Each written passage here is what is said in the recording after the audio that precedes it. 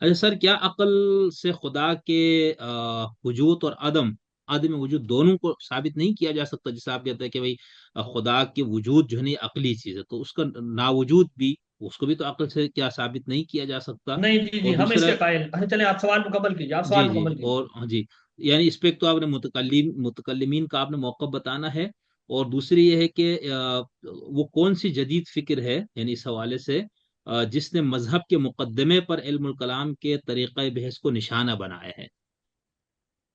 ٹھیک، بنیادی طور پر متکلمین کا میں اس پر پہلے بھی ایک اشارہ کر چکا ہوں، یہ واضح موقف ہے کہ ذات باری اور اس کی بعض صفات کا ثبوت عقل سے ہوتا ہے اور عقل ہی سے ہونا چاہیے۔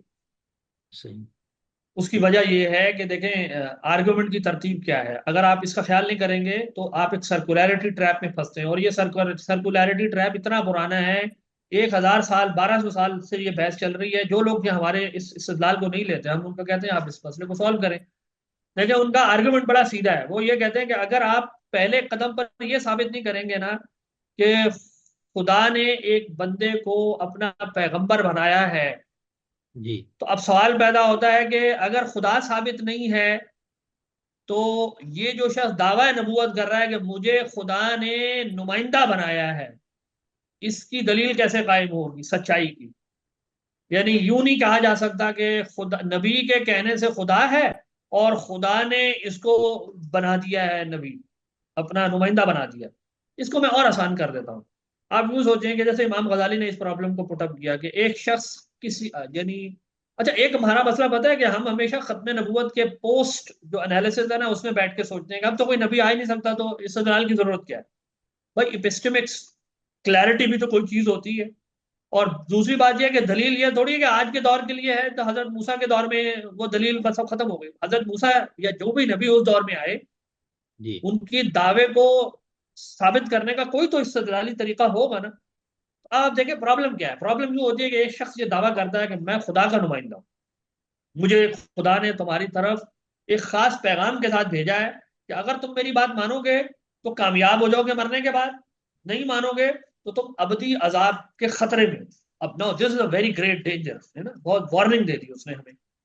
اب انسانی عقل سوچتی ہے کہ یہ دعویٰ کر رہا ہے کہ ہمارا ایک رب ہے جس نے ہمیں بنایا ہے، تو کیا واقعی ہمارا کوئی خدا ہے جس نے ہمیں بنایا ہے؟ کیا وہ خدا ایسا ہے کہ وہ کسی سے کلام کر سکتا ہے؟ کیونکہ یہ شخص کہہ رہا ہے خدا نے مجھ سے کلام کیا، کیا خدا کلام کر سکتا ہے؟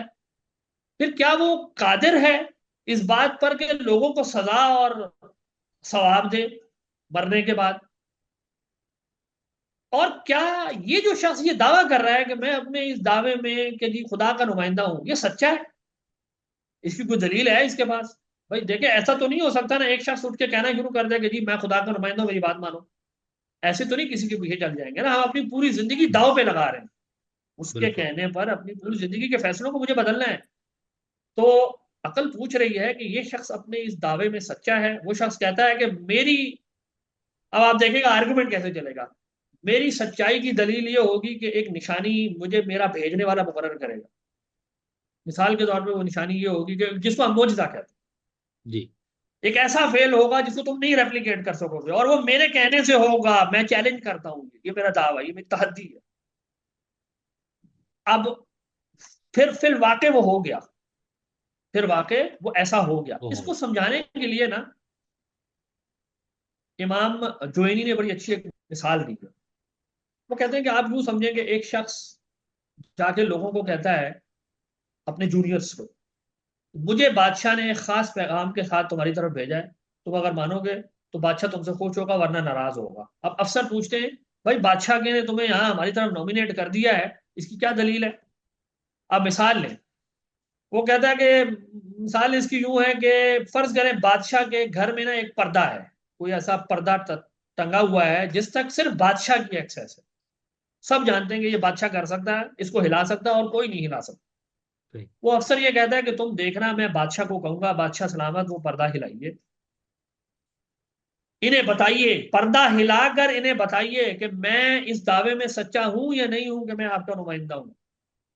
اگر پردہ ہلا ہوں۔ تو اس کا مطلب ہے بادشاہ کیا کہہ رہا ہے، یس۔ پردہ نہیں ہلا اس کا مطلب بادشاہ کہہ رہا ہے نہیں.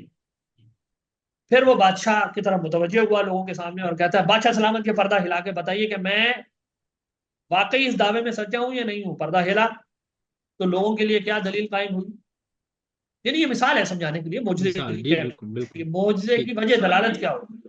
جی اس بات کی نشانی ہے کہ گویا خدا کہہ رہا ہے زبان سے کہے بغیر، فیل کر کے، یس یو آر، ہاں تم سچے ہو اپنے اس دعوے میں. اب جب میں نے یہ دیکھ لیا کہ یہ تو معاملہ ایسا ہی ہے کہ جو مجھے پتا ہے کہ وہ پردہ تو بادشاہ ہی ہلا سکتا ہے اور کوئی نہیں ہلا سکتا، اس کا مقابلہ نہیں ہو سکتا، اور اس بندے نے جو بات کہی اس کی دلیل قائم ہو گئی، اب میرے اوپر واجب ہو گیا کہ میں اس کے کہی ہوئی بات کی تصدیق کروں. اب آپ دیکھیں یہ لائن آف ریزننگ ہے جس سے ہم چل کے نبی کے اس دعوے کی تصدیق کر دیتے ہیں معجزے سے. صحیح. اب یہ سارا کچھ کیا پریزیوم کر رہا ہے؟ ایک ایسا خدا ہے جو کیا کر سکتا ہے، پاورفل ہے. پہلے نمبر آپ دیکھیں ایک خدا ہے، وہ قادر ہے، وہ مرید ہے، وہ متکلم ہے. یہ چیزیں پہلے طے ہے نا، کیونکہ وہ تو کہہ رہا جی ہے خدا نے میرے ساتھ یہ کیا ہے، یہ سارا کچھ. اگر میری آرگومنٹ ہی مجھے یہ بتائے کہ خدا ایسا ہو ہی نہیں سکتا، for the sake of argument, یہ خدا کے لیے تو کلام کرنا ہی محال ہے، جی تو میں کہوں گا کہ یہ تو تم ایسی بات کر رہے ہو جو خدا کر ہی نہیں سکتا. This is impossible, logically impossible, is not doable. تو سب سے پہلے مجھے یہ ثابت کرنا پڑے گا کہ خدا کلام کر سکتا ہے، خدا قادر ہے. تب اس کے بعد اس شخص کی یہ بات یعنی آگے چلے گی. پھر اسی طریقے سے اس میں ایک اور پیچیدہ سوال یہ آتا ہے کہ کیا خدا دھوکہ تو نہیں دے رہا کہیں. وہ جو ایک بڑی پرانی بحث ہے نا، کیا خدا جھوٹ بول سکتا ہے، کیا خدا دھوکہ دے سکتا ہے، یہ ایسے ہی نہیں آئی یہ بحث، یہ پورے معجزے کے استدلال میں ہے. چلے مان لیا کہ جی اب ہو سکتا ہے کوئی نہیں ہو سکتا خدا تم سے جھوٹ بول رہا ہو، ہمیں لوگ خدا دھوکہ میں دینا چاہ رہا ہے. تو اب آپ کو طے کرنا پڑے گا کہ جس خدا نے اس کو اپنا نمائندہ بنایا ہے وہ کس سے ماورا ہے، یہ پہلے طے کرنا ہے. اب آپ دیکھیں اگر آپ یوں کہنا شروع کر دیں کہ کیونکہ یہ شخص کہہ رہا ہے کہ خدا جھوٹ نہیں بولتا، اور خدا اور اس یہی کہہ رہا ہے کہ خدا نے مجھے اپنا نمائندہ بنایا ہے، تو اس میں تو کلیئر کٹ ایک سرکولیرٹی ہے. یعنی آسان لفظوں میں گویا ایکس جو یہ دعویٰ کر رہا ہے کہ میں دعوی نبوت کا دعویٰ کر رہا ہے، اس کی سچائی کی دلیل کیا ہے؟ خدا کہہ رہا ہے. خدا ہے، اس کی کیا دلیل ہے؟ یہ کہہ رہا ہے. تو یہ دلیل تو نہیں کرے گی نا، یہ ایک بڑا کلیئر یعنی اس میں سرکولیرٹی ہے. تو اس لیے متکلمین کہتے ہیں کہ سب سے پہلے خدا تعالیٰ اور اس کی صفات، جس کو 7 صفات کہتے ہیں یا 8، جو بڑا مشہور اختلاف ہے، وہ ثابت کی جائیں گی دلائل عقلیہ سے.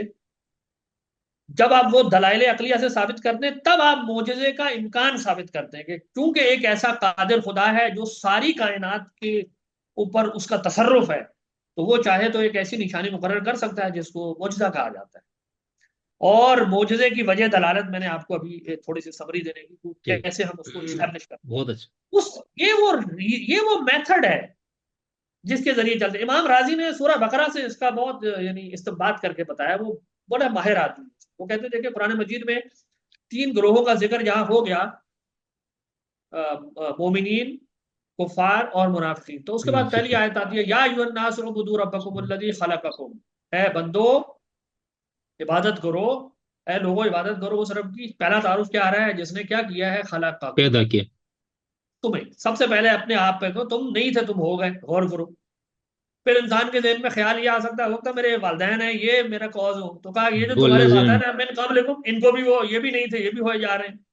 پھر انسان سوچ سکتا ہے کہ میرے ارد گرد جو کائنات ہے نا شاید یہی کاز ہوگی، تو پھر قرآن نے ان کی طرح ذکر کیا الذی جعل لکم الارض فراشا والسماء بناء وانزل، انزل من یعنی کہ پوری السماء ماء. کائنات کے اوپر اس کا تصرف ہے. تم غور کرو کہ یہ حادث ہے، یہ چیزیں یہاں حدوث لاکھ ہو رہا ہے. انہوں نے کہا جب یہ پوری دلیل ہو گئی پھر قرآن کہتا ہے فلا تجعلوا للہ اندادا وانتم تعلمون. پھر وہ متصرف خدا جو ہے جو اس پوری کائنات کا، پھر اس کے بعد یعنی توحید آ گئی کہ اس کے ساتھ کوئی ٹھیک. ند کوئی مد مقابل نہ لاؤ.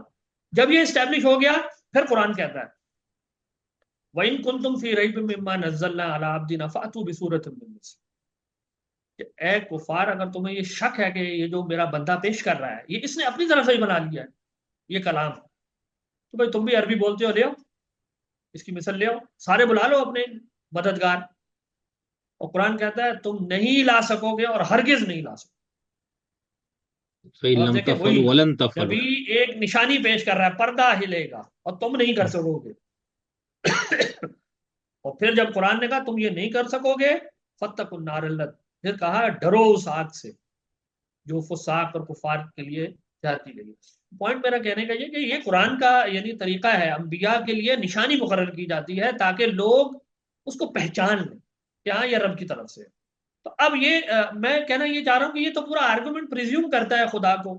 تو متکلمین کہتے ہیں کہ اگر آپ نے خدا کو پہلے سٹیپ میں اس کی صفات کے ساتھ ثابت نہیں کیا تو آپ ایک ایسے سرکولیرٹی ٹریپ میں پھنسیں گے کہ آپ نبی کی تصدیق بھی نہیں کر سکتے. میں واضح کر پایا وہ اپنی بات؟ آئی ہوپ کہ جی مطلب میں جی اپنی جی، بات کو بالکل بالکل. سمجھا پایا. نہیں، بہت اچھا اب آپ انداز سے. دیکھیں کہ جدید فکر میں آ جائیں تو ہوں. ہم سمجھتے ہیں کہ ایک تو یہ جو امپیریسسٹ ہیں، لاجیکل پازیٹیوسٹ وغیرہ، جن کا یہ دعویٰ ہے کہ علم صرف حسیات میں بندہ ہے، اس کے علاوہ کوئی اور حقیقت کا ادراک ہے ہی نہیں، ہم کہتے ہیں یہ بالکل غلط بات ہے. اگر واقعی علم صرف حسیات میں بند ہے تو آپ خالق کے اوپر کوئی استدلال نہیں کر سکتے. وجہ کیا ہے؟ دیکھیں خالق کا استدلال ایک ایسی ہستی کا استدلال ہے جو واجب ہے، جو صرف ہوتی ہے، اور حادث وہ ہے جو ممکن ہوتا ہے. اب آپ دیکھیں جو ممکن اور واجب یہ تجربے میں نہیں آتی. اس بات کو سمجھنے کی کوشش کی، یہ تجربے سے حاصل شدہ معلومات نہیں ہیں، یہ انسان کے پاس بدیہی طور پہ علم ہے کہ وجود یا بدی. ایسا ہوگا یا ایسا ہوگا. صحیح. مطلب میں واجب کو تھوڑی آبزرو کرتا ہوں، وجوب کہاں آبزرو ہوتا ہے؟ کیلا اور ٹینڈا اور دیوار اور گھڑی یہ آبزرو ہوگی. وہ دیوار واجب ہے یا دیوار ممکن ہے، یہ تو میں بدیہی حقائق کے طور پر اس کے اوپر پروجیکٹ کرتا ہوں. یہ بدیہی صحیح. حقائق. دوسرا مسئلہ جو ہے وہ ایمانوئل کانٹ کے فلسفے سے آتا ہے، جس کا بہت زیادہ اثر ہے انفارچونیٹلی مسلم ورلڈ پر اور ہمارے بر صغیر پر بھی. کسی کا ہم نام نہیں لیتے، سارے لوگ قابل احترام ہوتے ہیں، ہر شخص اپنے خلوص کے ساتھ چیزوں کو سمجھ رہا ہوتا ہے، مذہب کی خدمت کرنے کی بات ہی کرتا ہے، لیکن ہم سمجھتے ہیں وہ سب میں قاتل ہے. کانٹ کا فلسفہ یعنی وہ مغرب میں اس نے شاید اس مسئلے کو حل کرنے کی کوشش کی کہ میں ریشنلسٹ اور امپیریسسٹ کے درمیان جو جھگڑا ہے نا، وہ خدا صلح کی کرا. ویسے وہاں پر بھی تھی، تو وہ اس کا خیال تھا کہ میں ایک ایسی ڈومین پیدا کر دوں جس میں کوئی خدا کو غیر ثابت نہ کر سکے، تو ایک ایمان کے طور پہ بس خدا کو لے کے چلتے رہو اپنے ساتھ. یہ ہمارے لیے قابل اطمینان چیز نہیں ہے. نمبر ون، کیوں نہیں ہے؟ کانٹ جس چیز کو پریکٹیکل ریزن سے خدا ثابت کروانا چاہتا ہے وہ ایک ایسا خدا ہے جس کی نہ کوئی صفات ہے. وہ نہیں بتاتا کہ خدا کوئی پرسنل گاڈ ہے یا نہیں، وہ بس ایک مبہم سا تعارف ہے. پھر وہ خدا اس کے سسٹم میں کیا کر رہا ہے، کیا وہ مجھے یہ بتاتا ہے کہ تم کیا کرو؟ اس لیے بھی خدا نہیں چاہیے. کیا خدا نہیں. مجھے اس لیے چاہیے کہ خدا مجھے ثواب دے گا عقاب دے گا؟ اس لیے بھی خدا نہیں چاہیے. تو نہ خدا مجھے لیے اچھے عمل اور برے عمل کو ڈیفائن کرتا ہے، نہ خدا کی خوشنودی کا حصول میرے عمل کی بنیاد ہونی چاہیے. تو بھائی خدا چاہیے کہ وہ تو کہتا ڈیوٹی ہے ایتھکس ہے بس کرو. تو ہم کہتے ہیں کہ یہ جو تم نے خدا ایک اپنے سسٹم میں ایسے ہی لگایا ہوا ہے، اس کی کوئی قدر و قیمت نہیں ہے، یہ ایسے ہی بس لوگوں کو خوش کرنے کے لیے. دیکھیں ہر دور کے پریشرز ہوتے ہیں. یعنی آپ یوں سوچیں کہ کیا پاکستانی معاشرے میں بیٹھ کے کوئی بندہ الہادی باتیں آسانی سے کر سکتا ہے؟ کم از کم پاکستان میں ابھی مشکل ہے. مشکل ہے. مشکل ہوتا ہے نا، اگرچہ اس کے خیالات میں آوارگی ہو، وہ اپنے آپ کو کسی نہ کسی طریقے سے کلچرل ریزن سے یا کسی وجہ سے اپنے آپ کو الائن کرتا ہے. تو ہم سمجھتے ہیں کہ جو 19ویں صدی وغیرہ اور 18ویں صدی کے آخر کے لوگ ہیں، میں کسی کی نیت پہ شک نہیں کر رہا، میں صرف تجزیہ کر رہا ہوں کہ یہ امکانی طور پہ ایک توجہ ہو، یہ ورک کرتی ہے انسانوں پہ. تو ان کے لیے یہ اتنا آسان نہیں تھا عیسائی دنیا میں بیٹھ کر کہ وہ یہ باتیں کریں گے، اچھا نہیں خدا نہیں ہے اور یہ ہے وہ ہے. یہ ہر شخص میں اتنی ٹینڈنسی بھی نہیں ہوتی. پھر صحیح. دیکھیں ہر شخص کے کچھ اپنے پریجوڈیسز ہوتے ہیں جن کو وہ لے کے چل رہا ہوتا ہے، اور وہ چاہ رہا ہوتا ہے کہ میں اپنے سسٹم کے اندر سم آؤ میں ان کو بٹھا لوں. یعنی میں اتنا بھی برا نہیں ہوں، جیسے وہ لطیفہ کسی نے بنایا کہ ایک شخص روزہ نہیں رکھتا تو اس کو وہ گھر والے جب افطاری کا وقت ہوتا ہے تو وہ آگے بیٹھ جاتا ہے ساتھ. تو وہ کہتا ہے بھائی یہ افطاری کے لیے کیوں ہے؟ کہتا ہے میں اب اتنا بھی کافر نہیں ہوں کہ افطاری بھی نہ کروں. تو بہرحال افطاری کی ایک اپنی ایک اہمیت ہے. تو جو لوگ کبھی کوئی نماز نہیں پڑھتے، بہرحال عید کی نماز بہت اہتمام کے ساتھ پڑھ لیتے ہیں، تو وہ بھی اچھا کام ہے، ہم نہیں کہہ رہے برا کام ہے. یعنی یہ کچھ چیزیں ایسی چل رہی ہوتی ہیں کلچرلی آپ کے ساتھ. تو خدا کا تصور، اور یہ وہ ظاہر ہے کرسچینٹی کی ایک باؤنڈنگ یہ ٹریڈیشن تھی، ڈومیننٹ ٹریڈیشن تھی. کانٹ چاہ کر بھی اس کو اتنی آسانی سے رد نہیں کر سکتا تھا. اس کے اندر یہ خلوص بھی ہوگا میں کسی طریقے سے خدا کو بٹھا لوں. تو ہم کہہ رہے ہیں کہ آپ نے بٹھا لیا، اچھا کیا، ہو سکتا ہے اللہ تعالیٰ آپ کے ساتھ کیا سلوک کرے گا ہمیں نہیں معلوم. لیکن بات یہ کہ ہمارے لیے قابل قبول نہیں ہے ایسا خدا. قرآن نے جس خدا سے ہمارا تعارف کرایا وہ یہ خدا نہیں ہے جو کانٹ پیش کرتا ہے، نمبر ون. اور دوسری بات یہ کہ دیکھیں کانٹ چیلنج اس طرح کرتا ہے ہمارے نظریے کو آ کے، جب وہ فینومینا اور نومینا میں ڈائیکاٹمی پیدا کر کے یہ کہتا ہے کہ مجھے حقیقت کا کوئی علم ہوتا ہی نہیں ہے. تو ہماری دلیل حدوث کی تو بنیاد یہاں سے ختم ہو جاتی ہے. کیونکہ اگر حدوث شے کی صفت نہیں ہے تو کائنات حادث ہے، یہ حکم آپ جاری نہیں کر سکتے. کانٹین ہمارے ہاں جتنے ارد گرد آپ کو نظر آئیں گے وہ یہی کہتے ہیں کہ حدوث اور قدم جو ہے نا یہ ذہن کے بس لگائے ہوئے احکام ہیں، ان کا خارج سے کوئی تعلق نہیں.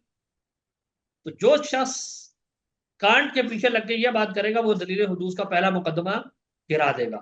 پھر کانٹ کاز کا جو غلط تصور قائم کرتا ہے وہ ایک دوسری بڑی وجہ ہے جس کی وجہ سے وہ دروازہ بند ہو جاتا ہے مطلب شاہد سے غائب پر استدلال کا.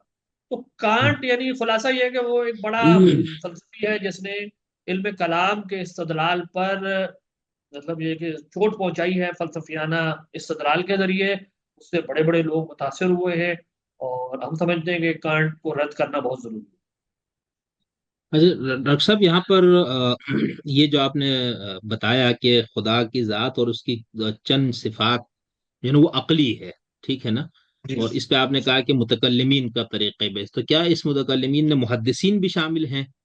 یعنی جب ہم سنی علم کلام کی شاخوں کو پڑھتے ہیں نا کہ اشاعرہ، ماتریدیہ، یا اور پھر حنابلہ یا محدثین کر کے اس کو بیان کرتے کہ وہ ان دونوں سے الگ تھے، وہ تو کلام ملام کو سب کو بدعت کہتے تھے، تو ان کا بھی یہی موقف ہے وجود خدا اور اس کی صفات کے نہیں، متعلق؟ ہاں میں سمجھ گیا. محدثین کی روایت میں ایسے لوگ دکھائے جا سکتے ہیں جو یہ رائے رکھتے ہوں، تاہم زیادہ عمومی بات یہی ہے کہ محدثین وہ رائے رکھتے تھے جن کے خیال میں دلیل عقلی سے پہلے خدا صحیح. ثابت کر کے پھر نبوت کے اس بات کی ضرورت نہیں ہے. اس کی ایک خاص وجہ ہے، شاید آگے کسی کانٹیکس میں اس کو لے آؤں.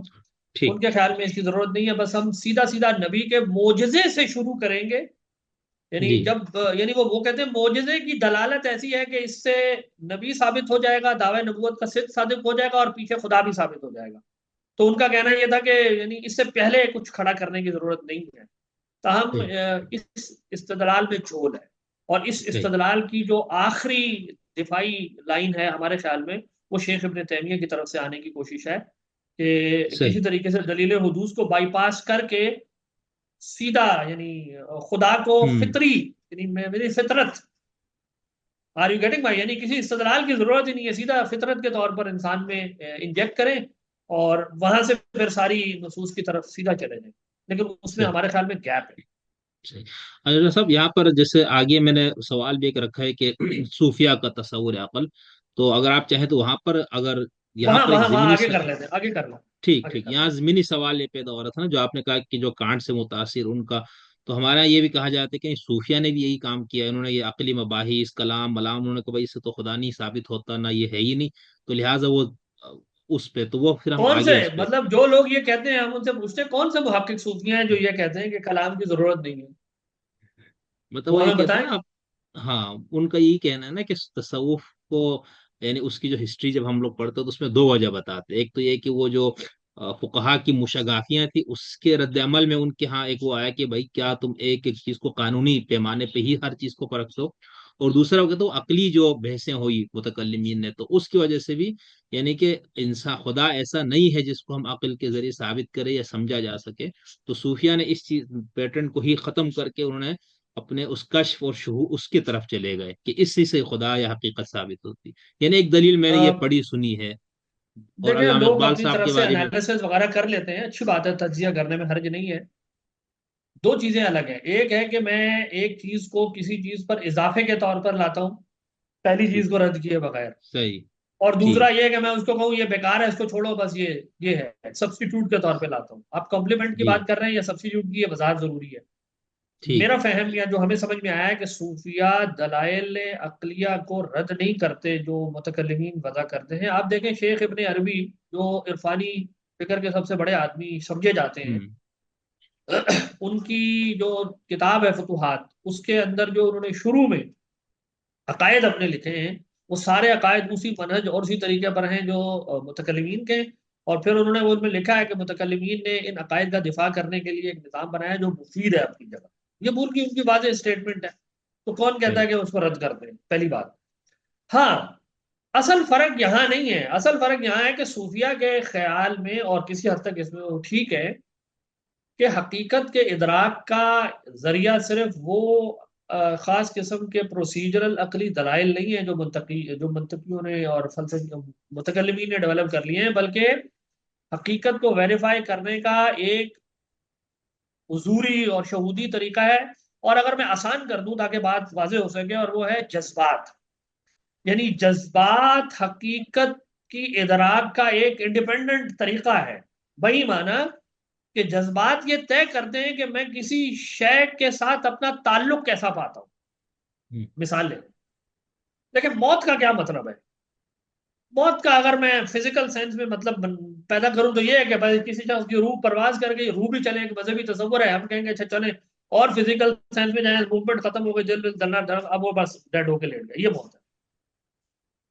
کوئی محلے میں چوتھا بندہ دنیا میں پڑھتے رہتے ہیں فلاں فلاں اتنے لوگ مر گئے. جس دن ہمارے گھر میں کوئی فوت ہو جاتا ہے، ہمارا جوان بیٹا فوت ہو جاتا ہے، کسی کی مطلب جوانی کی عمر میں اس کی بیوی جو اس کے چھوٹے بچے ہیں اور بیوی چلی گئی ہے، اس کے لیے موت کا جو مطلب ہوتا ہے وہ بڑا فرق ہوتا ہے اس شخص سے جب وہ خبر میں پڑتا ہے کہ آج ٹرین کا حادثہ ہو گیا، 3 لوگ مر گئے. حالانکہ موت کی فزیکل حقیقت ایک جیسی ہے. یہ جو صحیح. موت کا معنی میرے لیے اب بدل گیا ہے اس وجہ سے کہ میرا اس شخص سے ایک تعلق ہے محبت کا. اب ایک میرا دشمن مر گیا تو موت کا مطلب میرے لیے اب کچھ اور ہے. تو جذبات یہ طے کرتے ہیں کہ میں کسی شے کے ساتھ کیا تعلق بناتا ہوں. یعنی ایک ہے وہ علم جو صرف مشاہدے سے ہو گیا ہے، اور ایک یہ ہے کہ میں نے کسی چیز، کسی حقیقت میں شرکت کی ہے. شرکت بذریعہ جذبات ہوتی ہے. یعنی اس بات کو سمجھیں کہ کسی شے میں جب میں شرکت کرتا ہوں، یعنی ایک یہ ہے کہ مجھے یہ پتہ چل جائے جینوسائیڈ کیا ہوتا ہے، اور ایک یہ ہے کہ خدا نہ خواستہ میں، جیسے ابھی مثال کے طور پہ اسرائیل کر رہا ہے یا یہودیوں کا کسی زمانے میں، یا جیسے ریڈ انڈینس کے ساتھ جو کیا گیا، میں اس کے اندر شریک ہو جاؤں ان معنوں میں کہ میں ریسیپینٹ ہوں. یعنی میں ریڈ انڈین میں سے ہوتا جن کی نسل کشی ہو رہی ہے. ایک ریڈ انڈین سے آپ جا کے پوچھیں نا بھائی نسل کشی کیا ہوتی ہے، وہ آپ کو بتائے گا کہ بھائی یہ ہوتی ہے نسل کشی کی حقیقت. تو کہنا یہ میں چاہ رہا ہوں کہ محبت، صحیح. نفرت، یہ تمام وہ جذبات ہیں جن سے میں کسی شے سے اپنا تعلق پیدا کروں. طبیب کا میرے ساتھ ایک یہ تعلق ہے کہ وہ مثال کے طور پہ بس طبیب سے پیسے ویسے لیے میں چلا گیا، اور ایک یہ کہ وہ میں یا ایک اور آسان مثال لے لیں، ایک یہ کہ ایک شخص صحت کے اصولوں کو جانتا ہے، اور ایک وہ ہے جو واقعی صحت مند ہے. کیا یہ دونوں برابر ہیں؟ ایک حکیم ہو، بچپن سے بیمار ہو، صحت نام کو صحیح سے جانتا نہ ہو، لیکن صحت کے سارے اصول پڑھ لیے اس نے.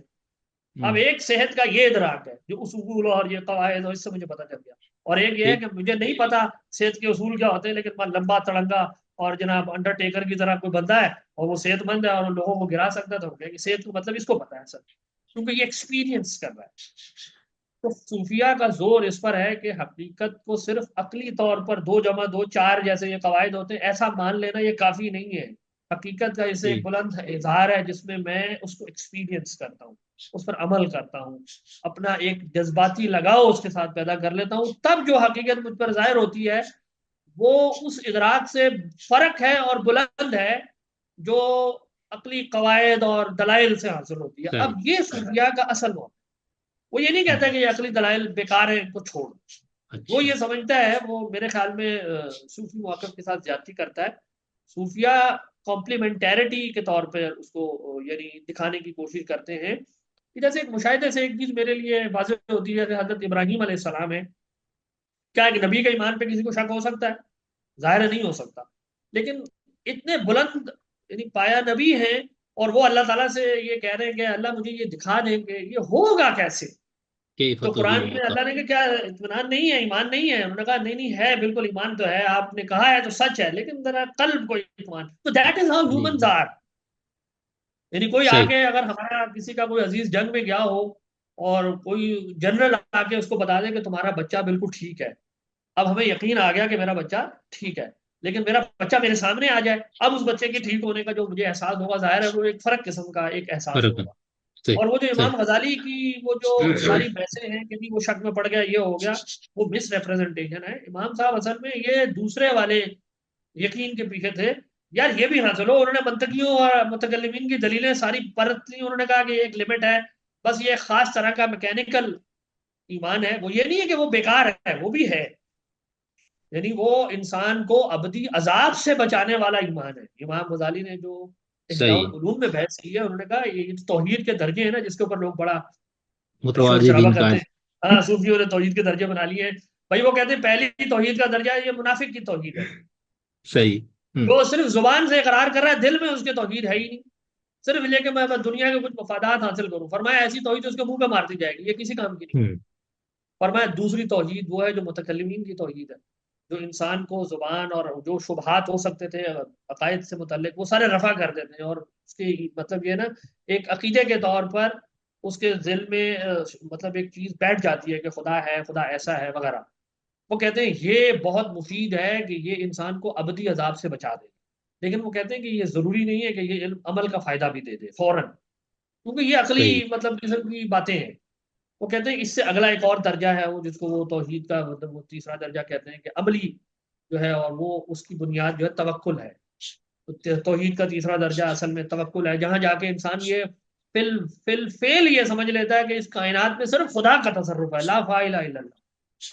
اور وہ جس کو کہا کہ میری نماز اور میری زکوٰۃ، میرا سونا جاگنا، زندگی موت سب میرے رب کی طرف ہو گئی، کہ واقعی میں لو لگا لوں اپنے رب کے ساتھ، تو یہ بھی توحید ہے۔ اس کو بھی قرآن توحید کہتا ہے کہ میں اپنے رب کے ساتھ شدید محبت کروں۔ اور چوتھا درجہ وہ ہے کہ جو سب سے زیادہ کنٹروورشل کہا جاتا ہے کہ لا موجودہ الا اللہ، ایک ایسا بھی آتا ہے کہ اس سے یہ ادراک پوائنٹ یہ ہے کہ صوفی ٹریڈیشن اس طرح ورٹیکل ہائرارکی ڈیولپ کر رہی ہے، صحیح. سبسٹیٹیوشن کی طرف نہیں جا رہی ہے، جو کہا جاتا ہے کہ وہ اچھا. تو ایسے ہی تھے اور یہی ہوتا، میرے خیال میں یہ غلط رہتا صحیح. بہت شکریہ، بہت زبردست آپ نے اس کو وضاحت کی سر. اصل میں وہ جاوید اقبال صاحب نے، علامہ اقبال کے جو بیٹے ہیں نا، انہوں کی ایک کتاب ہے افکار اقبال تشریحات جاوید. تو اس میں وہ لکھتے ہیں کہ علامہ اقبال پہلے عقلی اور منطقی ان حوالوں سے خدا کے وجود اور اللہ پر ایمان پہ وہ ثابت کرتے تھے. کہہ رہے پھر آخری عمر میں وہ اس بات پہ پہنچ گئے بھائی یہ اس سے نہیں، بس مجھے محمد نامی نبی کی نبوت اور ان کی صداقت پہ یقین ہے. میں اب خدا کو اس لیے مانتا ہوں کیونکہ انہوں نے کہا کہ ایسا خدا ہے. یعنی اب وہ کہتے ہیں آخر میں انہوں نے بالکل ہتھیار ڈال دیا عقلی اور اس پہ مانوں سے. تو ایک یہ بھی ہمارے ہاں وہ پیش کیا جاتا ہے اسی. دیکھیں بہت ساری باتیں جو ہیں وہ یقیناً علامہ اقبال کی یہ بات قابل قدر ہے، یعنی امام راضی، ہمارے کئی ائمہ سے اس طرح کے اقوال منقول ہیں کہ کسی نے، یعنی وہ امام جا رہے تھے تو کسی نے نا ایک بڑھیا کے سامنے یہ بات کہی کہ یہ وہ شخص ہے، یعنی اتنا بڑا عالم ہے کہ یہ خدا کے وجود پر ہزار دلائل قائم کر سکتا ہے، اس کو ہوں. اللہ کے وجود کے ہزار دلائل آتے ہیں۔ وہ بڑھیا بولی اس کا مطلب ہے اس کو ہزار شبہ لاحق تھے خدا کے ہونے پر، تبھی تو ہزار دلیلیں بنائی ہیں، مجھے تو کوئی ہوں. شبہ نہیں ہے۔ کہتے ہیں امام صاحب کو یہ بات کہی، وہ سجدے میں گر گئے، انہوں نے کہا اس کا ایمان مجھ سے زیادہ پکا ہے۔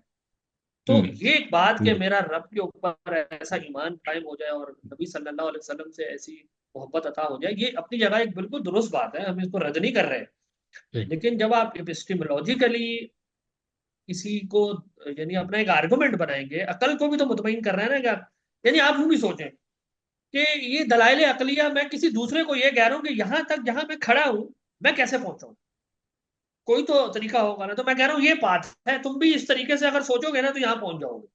اور یہ صحیح. طریقہ ہم کہہ رہے ہیں انبیاء نے خود سکھایا ہے عقل کی رہنمائی کے لیے، یعنی قرآن میں ایسے اشارات موجود ہیں جو انسانوں کو اس چیز پر غور کرنے کی طرف متوجہ کرتے ہیں۔ تو یہ بیانات یقیناً قابل قدر ہے، لیکن جب آپ فلسفے کی دنیا میں کسی فلسفی سے آرگومنٹ کریں گے تو وہ یقیناً اس سے وہاں مطمئن نہیں ہوگا، اس کو پھر مجھے اس طرح کی ساری باتیں کرنی پڑیں گی جو ہم یہ ساری کر رہے ہیں۔ بالکل.